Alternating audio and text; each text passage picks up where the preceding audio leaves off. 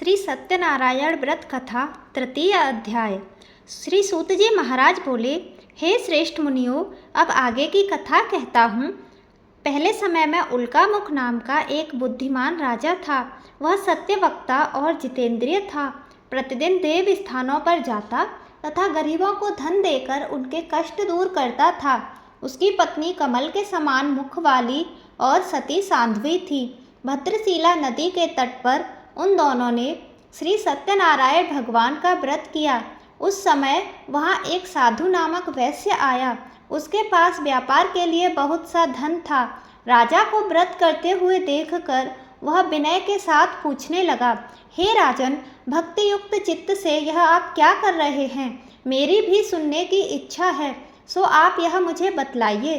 राजा बोले, हे श्रेष्ठ, अपने बंधु बांधवों के साथ पुत्रादि की प्राप्ति के लिए एक महान शक्तिशाली श्री सत्यनारायण भगवान का व्रत व पूजन किया जा रहा है।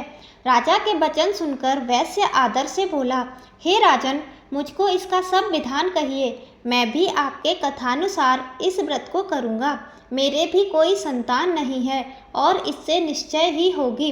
राजा से सब विधान सुन व्यापार से निवृत्त हो वह वैश्य आनंद के साथ घर गया और अपनी पत्नी लीलावती को व्रत का सारा वर्णन सुनाया और कहा कि जब मेरे संतान होगी तब मैं इस व्रत को करूँगा। भगवान श्री सत्यनारायण की कृपा से लीलावती गर्भवती हो गई तथा 10वें महीने में उसके एक सुंदर कन्या का जन्म हुआ। दिनों दिन वह इस तरह बढ़ने लगी जैसे शुक्ल पक्ष का चंद्रमा बढ़ता है। कन्या का नाम कलावती रखा गया। तब लीलावती ने मीठे शब्दों में अपने पति से कहा कि जो आपने संकल्प किया था कि मैं भगवान का व्रत करूंगा, अब आप उसे करिए। साधु बोला, हे प्रिय, इसके विवाह पर करूंगा। इस प्रकार अपनी पत्नी लीलावती को आश्वासन दे वह नगर को चला गया। कलावती पितृगृह में वृद्धि को प्राप्त हो गई। वैश्य ने जब नगर में सखियों के साथ अपनी पुत्री को देखा तो तुरंत दूत बुलाकर कहा कि पुत्री के लिए कोई सुयोग्य वर देखकर लाओ। साधु की आज्ञा पाकर दूत कंचन नगर पहुँचे और वहाँ पर खोज कर लड़की के लिए एक सुयोग्य वाणिक पुत्र को ले आए। उस सुयोग्य लड़के को देखकर साधु ने अपने बंधु बांधवों सहित प्रसन्न चित्त अपनी पुत्री का विवाह उसके साथ कर दिया। परंतु दुर्भाग्य से विवाह के समय भी वह व्रत करना भूल गया। तब भगवान श्री सत्यनारायण क्रोधित हो गए और उसे श्राप दिया कि तुम्हें दारुण दुख प्राप्त होगा। अपने कार्य में कुशल वैसे अपने जमाता सहित समुद्र के समीप स्थित रत्न सागरपुर में गया और वहां दोनों ससुर जमाई चंद्रकेतु राजा के उस नगर में व्यापार करने लगे। एक बार भगवान श्री सत्यनारायण की माया से प्रेरित हो कोई चोर राजा का धन चुराकर भाग रहा था, किंतु राजा के दूतों को आता देखकर चोर राजा का धन चुराकर भागते हुए वहीं चुपचाप रख दिया जहां वे ससुर जमाई ठहरे हुए थे।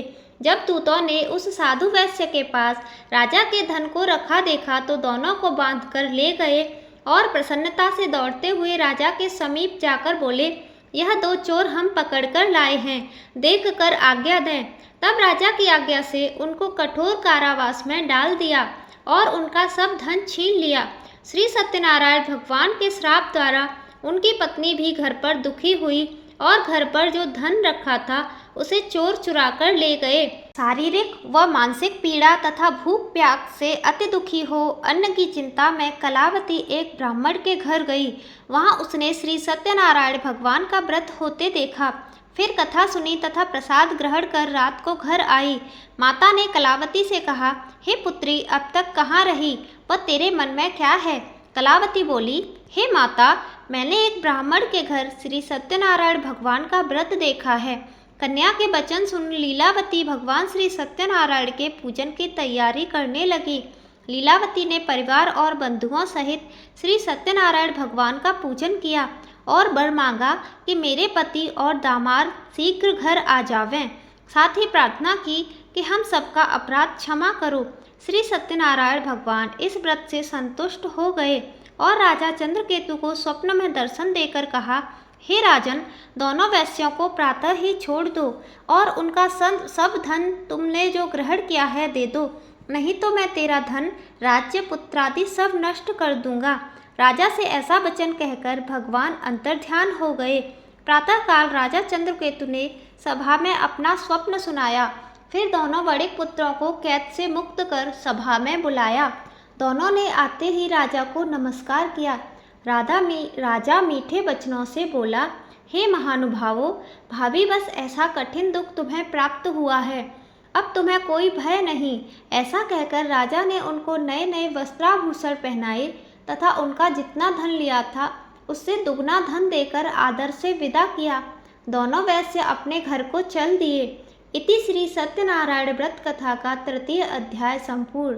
श्रीमन्नारायण नारायण हरि हरि, भजमन नारायण नारायण हरि हरि। जय श्री सत्यनारायण।